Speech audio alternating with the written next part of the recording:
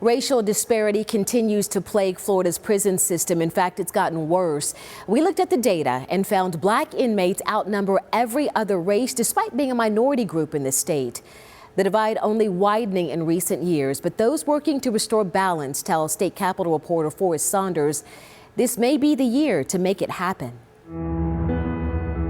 His time behind bars was a learning opportunity. It was an experience that has really been, I would say it was my own educational journey. The lessons guiding former felon Greg James, now a Tallahassee pastor and advocate for inmate voting rights. Prison institution as a whole, it was a higher learning facility for me. It also taught him that the prison system has a great deal of racial injustice. If by chance we try to deny it, then we're walking in a state of total darkness, but you can blatantly see the fight that we're in. You've probably seen the national stats before. Blacks make up about 14% of the U.S. population, but about 33% of those incarcerated.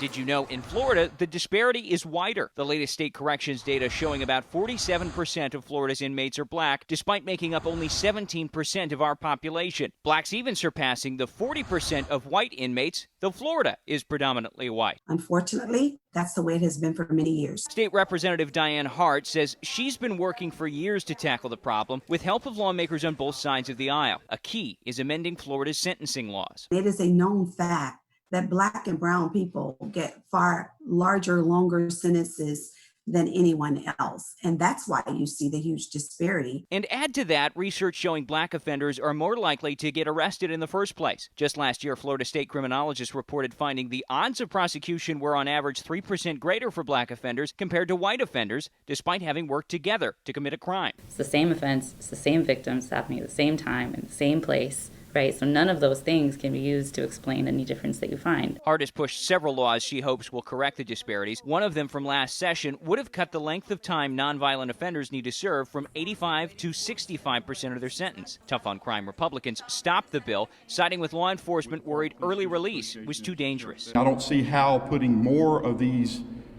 repeat offenders back in our communities before they're reformed is going to make our communities safer. Undeterred, Hart says she'll try again next year, hopeful the climate has changed. Protests and rallies still filling streets across the nation, she says, are hard to ignore. Nobody can ignore it. I mean, it's been put in our face, and we have to deal with many of these issues. Joining her, James. While he'll be fighting for the restoration of ex-felon voting rights, he says it all harkens back to the same goal, removing racial injustice from the prison system. Even though we are the majority inside of the prison system, and even though we are the minority that's being released, there's so much value in us. At the Capitol, I'm Forrest Saunders.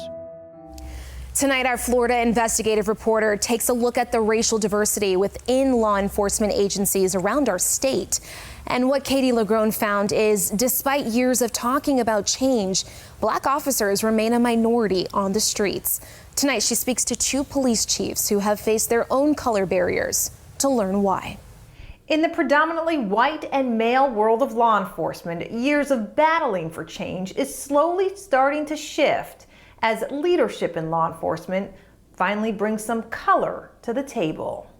They are two police chiefs. Law enforcement has always been a white male dominant profession. Who represent two sides of Florida. We're not hiring minority officers just so they can work in a minority community. But both share the same skin color. I've been in meetings and conferences, small conferences, where it's not many people that look like me. And that's unfortunate. And the same battle because of it. When I'm wearing this uniform, they see me as one person, and when I take this uniform off, they see me as another person. St. Petersburg Police Chief Anthony Holloway and Delray Beach Police Chief Javaro Sims are among Florida's black police chiefs. In a state where 17% of its citizens are black, we found less than 10% of law enforcement officers patrolling the streets here are black, according to the latest demographic data kept by the Florida Department of Law Enforcement. We do want to try to mirror our community, but again, it's trying to find those qualified candidates. In St. Petersburg in the 1960s, a dozen black officers, known as the Courageous 12, sued the city over unequal treatment and ultimately won. Today, with a city population that's 22% black, 15% of its police officers are black. But in Delray Beach, a smaller city, 31% of its population is black, yet just 13% of officers are black, according to the latest state data. Does that work for you?